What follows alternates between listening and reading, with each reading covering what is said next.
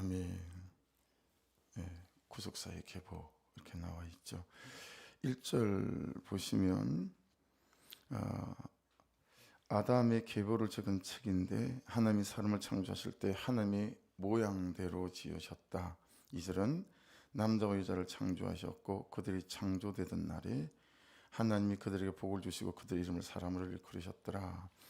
그러니까 여러분, 사람에 대한, 나에 대한 가장 중요한 메시지는 뭐죠? 내가 창조되었다라는 거죠. 그것도 하나님에 의해서, 그것도 하나님의 모양대로 창조되었다. 여러분, 우리가 예수를 믿는다고 해서 이것들을 가벼이 뭐 그런 거지 뭐 그냥 그렇게 쑥 지나갈 일들이 아니다. 왜냐하면 이 부분에서 우리가 굉장히 많이, 특히 과학 시대를 살아가면 많이 흔들리거든요. 인문학이 여러분의 자녀의 학문적 지식적 기반의 토대를 놓고 있기 때문에요. 그래서 여러분, 고등학교 들어가고 대학교 들어가면 이제 아이들이 10명 중에 1명이 남질 않아요. 모든 교회가 그래요. 왜 그러냐면 인문학의 기반이 굉장히 세고요. 여러 가지 이제 걸림돌이 있는데, 설문조사를 해보면 가장 큰 걸림돌은 어떤 거냐면, 우리 아버지가 목사인데 우리 엄마가 집사님인데, 또는 매스컴에 들려오는 그런 많은 소식들을 보면 그리스도인들이 하나님이 살아계신 것처럼 살지 않더라. 그리 보면 하나님이 살아계신 게 아닌 것 같더라. 이게 여러분, 대학교를 들어가서 교회를 떠나는 청년들에게 가장 큰 이유가 거기에 첫 번째예요. 그러니까 내가 창조되었다라는 사실, 내가 하나님에 의해서 창조되었다라고 하는 것들은 우리가 굉장히 잘 새겨야 될 부분들이다. 근데 우리가 이미 아는 형상은 뭐였죠? 첼렘이죠. 관계적 존재로 지어졌다. 그래서 요한복음 10장 27절 말씀, 내 양은 내 음성을 듣고 나는 그들을 알고 그리고 그들은 나를 따른다. 이런 관계적 존재. 근데 오늘 말씀에는 모양대로 돼 있죠. 데무트라고 하는데 형상하고 비슷한 말이지만 조금 다른 게 있어요. 그러니까 하나님의 형상이 흙으로 된 인간의 육체에 있지 않고 인간의 모양을 똑같이 하나님과 만들었다는 게 아니라 인간에게 생기를 부어서 생명이 되게 하신 이 하나님을 영적으로, 지적으로, 도덕적으로 닮아 있다라고 하는 메시지가 여기에 데무트 안에 숨어 있습니다. 그래서 에베소서 4장 24절에 가면요, 하나님을 따라 그랬습니다. 하나님을 따라 의와 진리와 거룩함으로 지으심을 받은 새 사람을 입어라. 명령이잖아요. 그러니 우리가 거룩한 사람, 거룩한 삶을 살 수 있을까? 이때는 거죠. 하나님 그분이 그분의 모양대로 그분의 영적인 지적인 걸 우리를 닮게 만드셨기 때문에 우리가 말씀 안에, 기도 안에, 성령 안에 있게 될 때에 거룩함의 지으심을 받은 새로운 삶과 새로운 사람이 될 수 있다. 마치 자꾸 죄에 치여 사니까 그냥 죄와 더불어 살아갈 수밖에 없나 보다, 거룩한 삶은 안 되나 보다. 아니다. 고린도전서 1장 30절에도 이렇게 말씀하세요. 너희는 하나님으로부터 나서, 그렇게 말씀하세요. 하나님으로부터 나서 그리스도 예수 안에 있고 예수는 하나님으로부터 나와서 우리에게 지혜와 의로움과 거룩함과 구원함이 되셨으니, 하나님으로 난 것뿐만 아니라 예수 그리스도께서 우리 가운데 오셔서 우리에게 주어주시는 죄의 되속하심, 그리고 또 성령께서 오셔서 성령의 충만함으로 덧입히셔서 우리를 하나님께서 보존하시고 보호하시는 거니까 우리가 말씀을 따라 거룩하심을 입은 새 사람 될 수 있다라는 거죠. 그래서 이 말씀을 보면 나는 누구인가? 이거 철학적인 가장 기본적인 질문인데 그냥 말씀이 대답하잖아요. 내가 누구인지. 그리고 나는 어떤 사람인가? 말씀이 그냥 대답하잖아요. 여러분, 신학은 철학을 꼭 배우거든요. 그래서 미국 같은데, 유럽 같은 데서는 학부 과정에 신학이 없습니다. 신학은 대학원 과정에만 있어요. 그래서 신학을 할 사람들은 학부 과정에서 철학을 배우게 하고 그 다음에 이제 신학을 하게끔 하거든요. 근데 우리나라는 그렇진 않아요. 학부에 다 신학 과정이 있죠. 대학 4년 동안. 그런데 그 시간 동안에 철학을 좀 배워요. 근데 정말 수박 그다리로 배우기 때문에 대충 배우긴 하거든요. 그 대학 질문이, 가장 큰 질문이 이겁니다. 나는 누구인가? 나는 어디로부터 왔는가? 나는 어떤 사람인가? 근데 말씀이 다 대답하잖아요. 하나님에서 창조되어졌다. 하나님의 지적인 영적인 것들을 담게 그분의 생기를 불어넣어서 우리를 지었다. 그러니 여러분, 우리를 너무 소홀하게 보면 안 되시죠. 죄인이지만, 그렇죠? 죄성을 가지고 있지만, 그래서 내 존재 시작이나 내 존재의 가치나 내 존재의 의미에 대한 명백한 대답을 성경이 하시고 있다라고 하는 거죠. 그런데 창조란 단어가 3번 나와요. 한 밑줄 쳐보실래요? 1절에 창조하실 때에, 2절에도 창조하셨고 창조된 날. 성경이 반복하는 단어, 반복하는 문맥은 여러분 다 강조하시기 위함이니까 그런 것들을 묵상을 하시면서 체크하셔서 그런 부분들을 관찰하시고 묵상하는 것들은 하나님이 나에게 말씀하시는 음성을 듣는데 굉장히 도움이 됩니다. 여러분, 이 창조는 바라라고 합니다. 바라. 기억하실 만한 단어입니다. 원어로 바라라고 하는 히브리어인데요. 계시하다 이런 개념을 담고 있어요. 첫 번째, 4가지만 말씀을 드리면, 그러니까 이건 뭐냐면 하나님이 나를 창조하실 때 나에게만 품으신 독특한 마음이 있다. 독특한 계획이 있다라는 거죠. 그러니까 여러분들은 여러분대로, 저는 저대로 하나님께서 우리를 창조하실 때 우리에게 품으신 독특한 마음이 있다. 엄마 아빠를 통해서 내가 태어났지만 여러분, 이 창조의 개념 안에서 우리를 항상 바라봐야 되지 않습니까? 2번째는 항상 하나님만이 행할 수 있는 것이라는 의미를 함축하고 있다는 거예요. 무슨 뜻이냐면 나는 하나님만이 행복하게 하실 수 있다. 나는 하나님만이 고칠 수 있다. 그분이 창조하셨으니까요. 그러니까 우리가 자꾸 다른 것들로 위로를 삼고 위안을 삼으려고 하는데 해보면 어때요? 죄책감밖에 안 들죠. 위로받고 싶어서 했는데, 막 정욕이 이끌어서 했는데 죄책감, 정죄감 밖에 들지 않아요. 여러분, 돈 마음껏 한번 써보면 좋겠다. 마음껏 한번 써보십시오. 죄책감밖에 안 들어요. 나 이리 써도 되고 이리 살아도 되나, 이런 생각 들거든요. 예. 그러니까 하나님만이 나를 행복하게 하실 수 있다는 거죠. 그게 창조 바라의 뜻 안에 들어있어요. 3번째 뜻은 창조된 대상의 완전한 새로움을 말씀하는 거예요. 그러니까 누가 나를 새롭게 하실 수 있는가? 누가 나를 다시 시작하게 할 수 있는가? 여기에 대한 항상 대답은 말씀이, 성령께서 회개케 하심으로 그런 거듭남으로 내가 항상 새로워질 수 있다라고 하는 게 창조 바라 안에 들어있는 뜻이에요. 마지막 하나를 더 말씀드리면 무에서의 창조다라는 게 굉장히 중요한 개념이에요. 창조하실 때 비슷한 게 있어요. 나와 우리와. 그래서 저것과 좀 비슷하게 만들면 되지 않을까? 그게 아니에요. 그냥 무에서 창조하셨다. 그러니까 우리는 본래 없는 것에서 있는 게 됐어요. 하나님의 아이디어고 계획이죠. 그러니 여러분, 너무 없는 것에 대하여 주눅들지 마시고 절대로 이건 안 될 것이다 그런 생각도 하지 마시고, 말씀이 말씀하시고 깨닫게 하시고 성령이 부담 주시면 주시는 대로 기도로 붙잡고 기도하시면, 주신 부담을 붙잡고 기도하는 여러분의 기도를 통하여 하나님께서 무에서 유를 창조해 가시는 역사들이 있게 될 줄로 믿습니다. 그러니 전혀 제가 좀 약간 의아한 거 있어요. 물론 이건 베이스에 다 깔았겠지?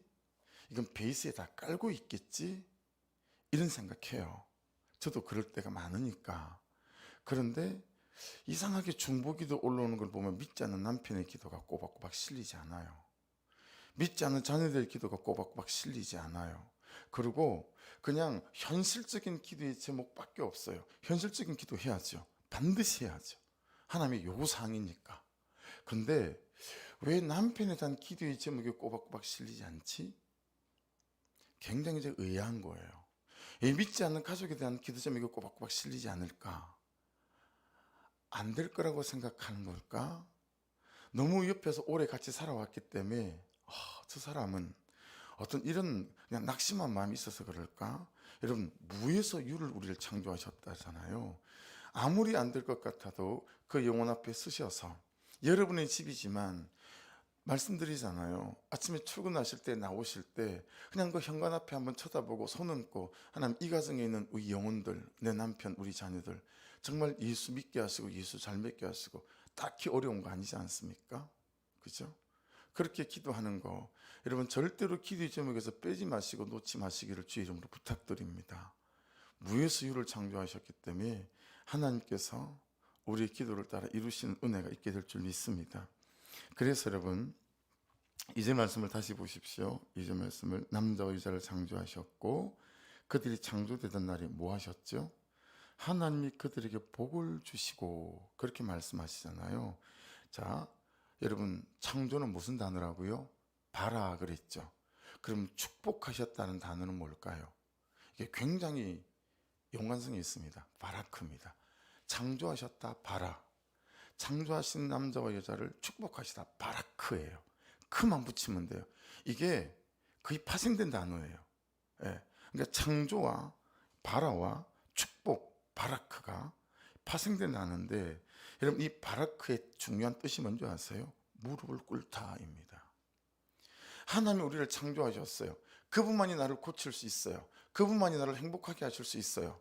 그러니 우리는 어떻게 해야 돼요? 바라크 해야 된다는 거예요. 바라크. 그분 앞에 무릎을 꿇어야 된다라는 거예요. 여러분 이게 분명히 연관성이 있고 의미가 있고 맥락이 딱 연결되어지죠. 그러니까 하나님이 나에게 품으신 독특한 마음과 계획이 있기에 알아야 하지 않겠습니까? 그래서 하나님이신 말씀 앞에 서는 거고 기도하는 거예요. 아멘이시죠? 하나님만이 나를 행복하게 하실 수 있고 하나님만이 나를 고칠 수 있어요. 그러니 어떻게 해요? 하나님이신 말씀 앞에 서고 무릎을 꿇는 거예요. 기도하는 거죠. 내가 누군지, 무엇을 먹고 무엇을 입고 무엇을 해야 되는지 나에 대한 사용 설명서가 있지 않겠냐 이 말이에요. 모든 만들어낸 물건, 여러분 중국에서 사는 몇천 원짜리 그런 것들도요 사용 설명서가 다 있어요. 그런데 하나님의 형상으로 창조된 나에 대한 사용 설명서가 없겠어요? 그 나에 대한 사용 설명서가 어디 있어요? 말씀이 있어요. 그래서 말씀 앞에 서는 거예요. 근데 말씀 잘 이해되지 않으니 그 말씀을 붙잡고 기도하는 거예요. 그럼 가장 아름다운 삶이 될 수 있겠죠. 내에 대한 설명서를 읽고 가는 거니까. 우리가 본래 없는 것에서 있는 것이 됐다, 그렇게 발화됐다 했으니 아무도 본 적이 없고 아무도 들은 적이 없는 것이었어요. 나는 그렇죠? 원래 있던 게 아니었어요. 하나님만이 나를 하세요. 그래서 우리는 말씀 앞에 서고 기도 무릎을 꿇는 거죠. 여러분 이 바라크를 주신 것이 축복이라고 하나님이신 말씀이 지금 우리에게 말씀하시는 거예요. 이거 알아들으셨어요? 그러니까 여러분 축복이 뭐의 축복이라고요? 바라크, 하나님 앞에 무릎 꿇는 게 축복이라는 거예요. 무엇을 가지는 것이 축복이 아니고 무엇이 되는 것이 축복이 아니고 어떻게 사는 것이 축복이 아니고 그냥 하나님 앞에 무릎 꿇는 게 축복이라는 거예요. 그러니까 여러분 한번 따라해 보십시오. 바라크 하는 것이 축복이다. 창조된 사람이 창조된 하나님 앞에 바라크하는 거, 무릎 꿇는 게 축복이라는 거예요. 예. 그러니까 창조된 자가 창조된 자를 찾는 것 자체가 축복이고 창조된 자가 자신을 창조하신 하나님을 구하고 찾는 그 행위와 그 과정 자체가 축복이라는 거예요. 예. 여러분 축복의 개념을 바꾸지 않으시면 일생이 불행합니다. 축복에 대한 세계관을 뒤집어야 됩니다. 그래서 바라크하는 것이 축복이다. 창조된 자가 창조하신 하나님 그분을 찾는 것 자체, 그 행위, 과정 자체가 축복이라는 거예요. 뭐가 되고 뭐가 가지고 이게 축복이 아니고. 그래서 여러분 축복의 개념이 바뀌시기를 주의 이름으로 축복합니다. 축복의 개념이 바뀌어야 돼요. 여러분 사람은 죄인이라 절대로 받은 것, 주신 것을 오래 감사하거나 기억하지 않습니다. 그렇죠? 에덴 동산에서 아담이 그랬잖아요. 처음엔 하와를 보고 뼈 중에 뼈, 살 중에 살이요. 여러분 아담이 하와를 보고 한 걸 보면 하와만 보고 그런 것 같지 않아요. 그분께서 세팅해 놓으시고 자기에게 짠 하고 선물로 주신 많은 것들에 대해서 와 하나님 정말 대단합니다 라고 했을 거예요. 그렇죠? 근데 시간이 지나면서 오래 감사하거나 기억하지 않죠. 결국은 자신이 하나님이 되고 싶었죠. 그래서 원대로 소유하고 싶었고 원대로 누리고 싶었고 원대로 올라가고 싶었습니다. 그러니 그 전까지는 불행하다라고 생각하는 거예요. 예. 소위 부자, 우리가 그렇게 되고 싶어하는 부자, 무엇을 소유하게 하시고 무엇을 가지게 하시고 무엇이 되게 하시는 성공, 여러분 이런 것은요 하나님이 나를 통해 하나님이 하실 일을 위해서 하나님의 손으로 저와 여러분을 쓰시는 것 뿐이에요. 그러니 따라해 보십시오. 부자는 사역이고 부자는 사명이다. 여러분 여러분 사역이고 부자는 사명인 거예요. 그냥 하나님께서 나에게 맡기시고 하나님의 손으로 쓰시는 것 뿐이에요. 그러니까 여러분 구약시대 때에 그 동네에 과부가 굶거나 고아가 굶으면 그 과부에게 고아에게 절대 나무라지 않았어요. 그 동네의 책임을 물었어요. 예. 그 동네가 온 유대 사이에 창피를 당했어요. 어떻게 너희들은 고아를 굶게 하고 과부를 굶게 할 수 있느냐라는 거예요. 내가 너희에게 준 것으로 어디다 쓰냐 이거예요. 내가 너희들에게 시간을 주고 그들을 도울 수 있는 육체를 주고 그들을 도울 수 있는 재정을 주지 않았냐. 근데 어떻게 과부와 고아를 굶게 만들 수가 있냐. 이 나쁜 것들아. 이게 구약의 메시지예요. 그래서 여러분 구약 사람들은 항상 12조를 드렸어요. 11조는 뭐예요? 내가 밭에 소출을 거둘 때 양의 젖을 짤 때 10분의 1은 짜지 않고 10분의 1은 거두지 않아요. 그럼 그 동네 과부와 고아들이 와서 그 10분의 1 사람마다 가정마다 남겨놓은 걸 거두어서 먹고 살았어요. 그러니 여러분 어떤 마을은 고아와 과부가 나보다 더 잘 살았어요. 왜요? 100가정이면 그 100가정이 이 4, 5밖에 되지 않는 과부와 고아를 위해서 10분의 1을 남겨주니까. 이해되시죠? 그리고 10분의 9를 거둔 것 안에서 12의 1조를 다시 하나님께 드린 거예요. 구약시대는 전부 12조를 하고 살았어요. 부자가 그게 부자라고요. 부자는 사역이고 부자는 소명이고 사명이에요. 근데 우리는 그러지 않잖아요. 그렇죠? 예. 마태복음 19장 4절에 명확하게 예수께서 말씀하셨어요. 다시 너에게 말하노니 낙타가 바늘기로 들어가는 것이 부자가 하나님 나라에 들어가는 것보다 쉬운 일 하시니. 왜 그런 줄 아십니까?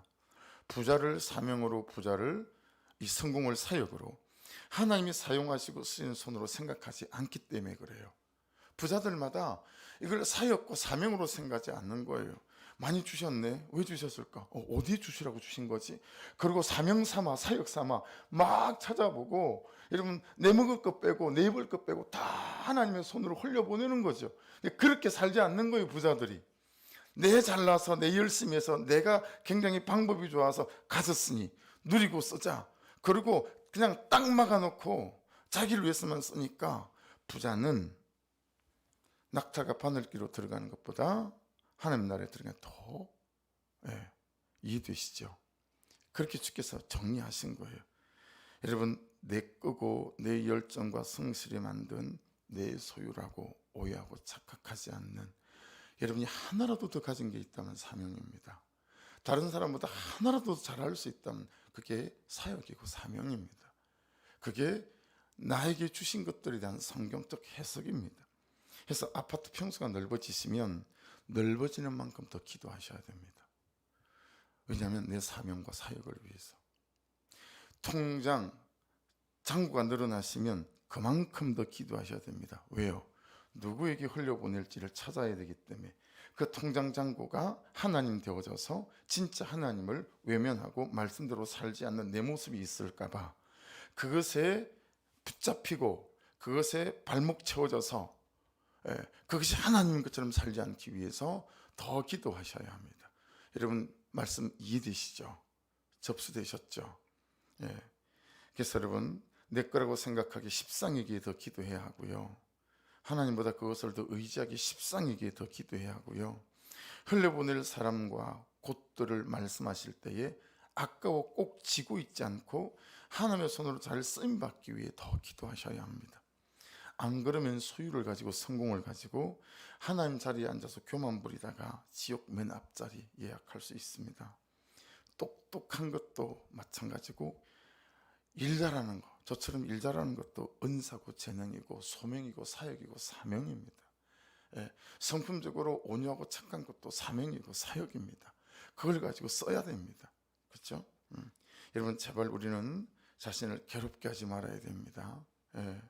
여러분 창조된 자가 자신을 창조하신 말씀이신 하나님 앞에 매일 쓰고 기도하는 것은 한번 따라해 보십시오. 세상에서 가장 좋은 일이고 세상에서 가장 잘하는 일이고 꼭 해야 하는 일이고 이것보다 더한 일은 세상에 없다. 그러니 발화된 창조된 우리가 해야 될 가장 좋은 일은 발악하는 것이다. 그분 앞에 무릎 꿇는 것이다. 말씀 앞에 서는 것이다. 그러니 우리가 너무 잘하는 삶을 살고 있는 거예요. 그 예를 오늘 본문에도 딱 증거해 놨습니다. 말씀을 읽다가 제가 깜짝 놀랐어요. 묵상을 하다가. 여러분 3절을 읽어볼게요. 아담은 130세에 자기의 모양 곧 자기 형상과 같은 아들을 낳아 이름을 셋이라 하였고, 이 말씀을 읽고 머리가 쭈뼛었어요. 왜 그럴까요? 여러분 어제 우리가 묵상했던 4장 16절부터 22절이 이 말씀이었습니다. 가인이 여호와 앞에 떠나서 에덴 동쪽 놋 땅에 거주하더니 아내와 동침하며 그가 임신하여 에녹을 낳은지라. 가인이 승을 쌓고 그의 아들의 이름으로 승을 이름하여 에녹이라 하니라. 에녹이 이랏을 낳고 이랏은 모우야를 낳고 모우야는 머드사이를 낳고 머드사이는 라멕을 낳았더라.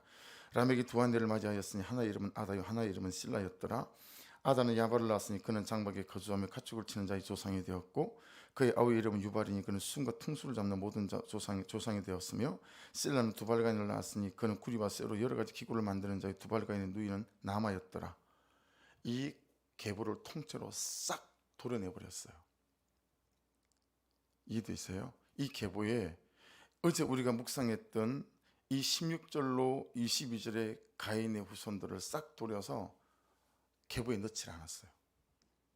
이게 눈에 싹 들어오니까 머리가 쭈뼛 서는 거예요. 여러분 창조 이래 그 당시까지 소위 세상에서 가장 잘 나갔던 사람들, 가장 성공했던 사람들, 가장 부자였던 사람들, 이 사람들을 성경은 족보에서 싹 빼버렸습니다. 있었는데 없는 것처럼, 없었던 것처럼 여겨버리십니다. 그리고 하나님이 누굴 주시죠? 셋을 주시잖아요. 그때부터 뭐 했다고요? 여호와 이름을 부르기 시작했더라. 그게 어제 우리의 묵상의 마지막 아니었습니까? 오늘 다윗 아담의 계보를 말하면서 여러분 그 잘 나갔다는 성공했던 사람은 싹 빼내버리고요. 뭐부터 시작하죠? 셋으로, 아담에서 셋으로 바로 연결이 돼버립니다. 얼마나 의미심장합니까? 앞에 지금 제가 오늘 묵상으로 나눴던 말씀하고 그대로 딱 연결이 되지 않습니까? 그렇죠? 여러분 세상의 스포트라이트와 하나님의 스포트라이트 비추는 이 사람과 인생이 아예 다르죠. 여러분 그 두발가인 있는 사람들, 라멕 있는 사람들 세상의 스포트라이트를 다 받았어요. 와, 저 성공적인 인생. 그런데 하나님의 스포트라이트는 그들을 비추지 않아요. 그렇죠? 세상에서 인정받으려고 하고 사람들에게 인정받으려고, 착한 것도 사람에게 인정받고 싶어서 착하려고 하고요, 온유한 것도 사람들에게 인정받고 싶어서 온유하려고 하죠. 제가 그랬으니까요. 온유한 목사. 너무 성도들로부터 그런 말 듣고 싶은 거예요. 그 사람들의 인정에 너무 목이 말라가지고 사람들의 인정받는 게 하나님이에요. 사람들에게 괜찮은 사람, 좋은 사람, 이 말을 듣는 게 하나님이라니까요. 그래서 실수하지 않으려고 얼마나 신경을 곤두세우고 사는지. 여러분 세상에서 인정받으려고 하고 사람에게 인정받으려고 하는 세상의 스포트라이트의 목숨 거는 내 삶이 아닌지 오늘 말씀 앞에서 잘 점검하셔서 도려내는 그런 결단이, 은혜가 있기를 주의 이름으로 축복합니다. 구속사의 계보 안으로 들어가야 합니다. 구속사의 계보. 그래서 4절 이후로 보시면 세상적으로 단순한 삶을 살고 영적으로 깊은 삶을 사는 사람, 이런 사람들이 구속사의 계보에 올라요.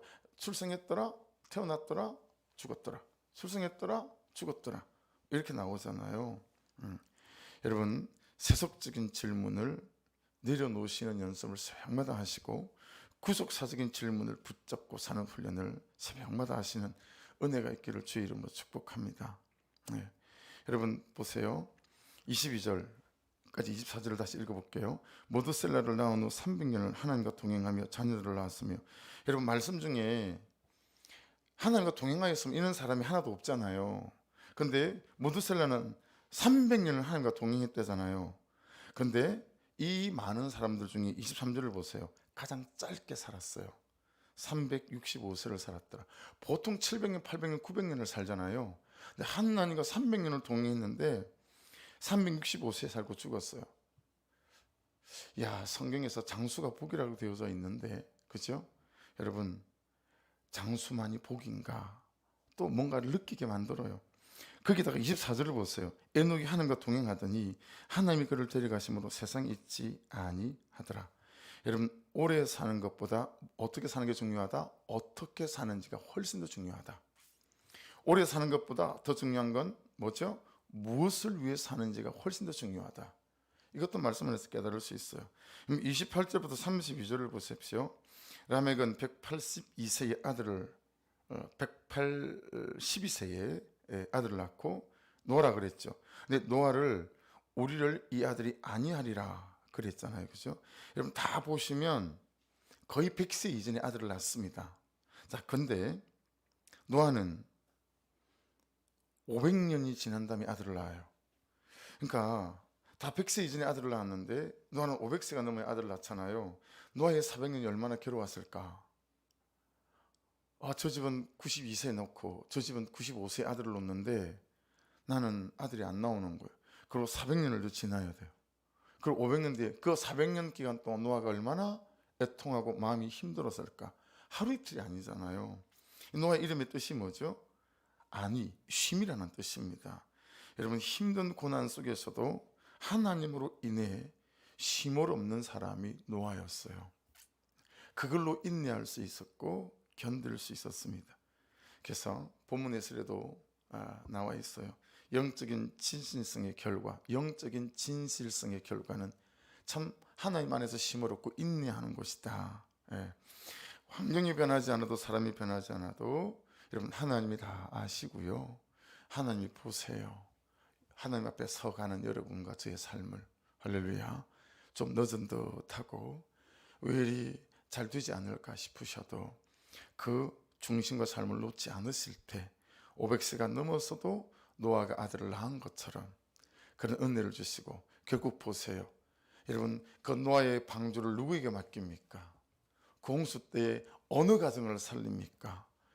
그 400년의 기간에도 하나님을 떠나지 않고 바라크하는 이 노아에게 인류를 맡기잖아요. 그죠? 그 가정에게 아무쪼록 힘든 광야를 지나가고 계시다면 물러서지 않는 하나님을 향한 믿음으로 붙드시면 500세에 넘어서 아들을 낳은 것처럼 노아가 여러분에게 그런 하나님이 되게 하시는 여러분의 간절함들이 이루어지시는 역사들 또한 있을 줄로 믿습니다. 기도하겠습니다. 말씀 붙잡고